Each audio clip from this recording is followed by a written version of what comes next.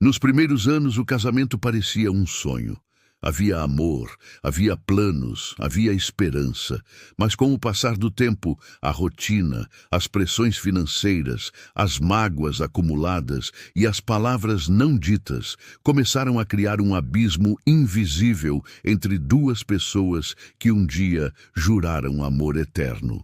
No início eram apenas pequenas discussões, coisas aparentemente banais, um tom de voz mais alto, uma crítica não respondida, uma ausência disfarçada pela desculpa do trabalho. Mas, aos poucos, essas pequenas rachaduras se transformaram em fissuras profundas, a ponto de ameaçar a própria estrutura da relação. Quantos casamentos não começam assim? Quantas histórias não caminham silenciosamente para a destruição, sem que ninguém perceba o momento exato em que o amor se perdeu? No meu caso, a queda não aconteceu de um dia para o outro. Foi lenta, silenciosa e quase imperceptível. Um dia acordei e percebi que não reconhecia mais a pessoa que estava ao meu lado. Pior, não me reconhecia mais. O amor havia dado lugar à frieza. O diálogo havia se transformado em silêncio, e a esperança parecia ter sido arrancada pela raiz. Não era mais apenas sobre nós dois, mas sobre uma família inteira à beira do colapso. No fundo do meu coração, uma pergunta ecoava: será que Deus ainda pode restaurar o que já parece morto? Olhando para trás, percebo que os sinais estavam claros, mas eu me recusava a enxergar. O afastamento espiritual foi o primeiro passo. A oração em casal, que antes era diária, havia se tornado rara.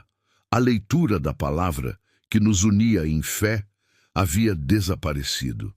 E quando Deus deixa de ser o centro de uma relação, as rachaduras se multiplicam. Se o Senhor não edificar a casa, em vão trabalham os que a edificam. Salmo 127, 1. Essa verdade bíblica ressoava em minha mente, mas eu a ignorava, até que a crise nos atingiu com força. As discussões se tornaram frequentes, e palavras pesadas começaram a ferir mais do que qualquer gesto. O amor se transformou em ressentimento, e a presença um do outro passou a ser um fardo. Muitos amigos e até familiares diziam: talvez seja melhor cada um seguir seu caminho. O divórcio parecia ser o desfecho inevitável, mas algo dentro de mim gritava que ainda não era o fim, que havia uma saída, que Deus poderia escrever uma nova história. Foi nesse ponto que minha vida chegou ao fundo do poço. O sentimento era de total impotência. Eu tentava consertar com minhas próprias forças, mas parecia que quanto mais eu tentava, mais tudo se despedaçava. Foi quando dobrei os joelhos e entre lágrimas fiz uma oração desesperada. Senhor, eu não sei mais o que fazer. Meu casamento está destruído, mas eu sei que o Senhor tem poder para restaurar. Se for da tua vontade, transforma o nosso coração, cura as nossas feridas, ensina-nos a amar novamente. Essa oração não foi respondida da noite para o dia, mas foi o início de uma caminhada de restauração. Deus começou primeiro a trabalhar em mim. Ele me mostrou minhas falhas, minhas durezas, meu orgulho. Eu esperava que meu cônjuge mudasse, mas Deus queria primeiro mudar o meu coração. Foi doloroso reconhecer que eu também tinha ferido, que eu também tinha falhado, que eu também precisava de perdão. Muitas vezes eu quis desistir, mas a voz do Espírito Santo me lembrava: o meu poder se aperfeiçoa na fraqueza. 2 Coríntios 12, 9. Enquanto eu buscava a Deus em oração e jejum, algo começou a acontecer. As mágoas que pareciam intransponíveis começaram a perder força diante do poder do perdão. O coração que antes era pedra começou a se tornar carne novamente. O diálogo, ainda tímido, começou a voltar. Pequenos gestos de carinho ressurgiram como sementes lançadas em terra seca. E foi assim, pouco a pouco, que o Senhor começou a regar um deserto aparentemente morto. Mas a restauração não veio sem luta. O inimigo tentou de todas as formas semear a divisão novamente. As lembranças dolorosas surgiam, as acusações internas insistiam. Nunca vai dar certo, vocês nunca vão ser felizes de novo. Mas toda vez que essa voz surgia, eu corria para a palavra de Deus, e lá encontrava promessas que me sustentavam. Eis que faço novas todas as coisas. Apocalipse 21:5. Essa era a âncora da minha fé. Deus também usou pessoas para nos ajudar. Conselheiros cristãos, irmãos de fé, pregações que pareciam ter sido feitas exatamente para nós. Cada palavra era como um bálsamo sobre feridas abertas. Aos poucos, comecei a perceber que a restauração não era apenas sobre salvar um casamento, mas sobre reconstruir duas vidas à luz do amor de Cristo.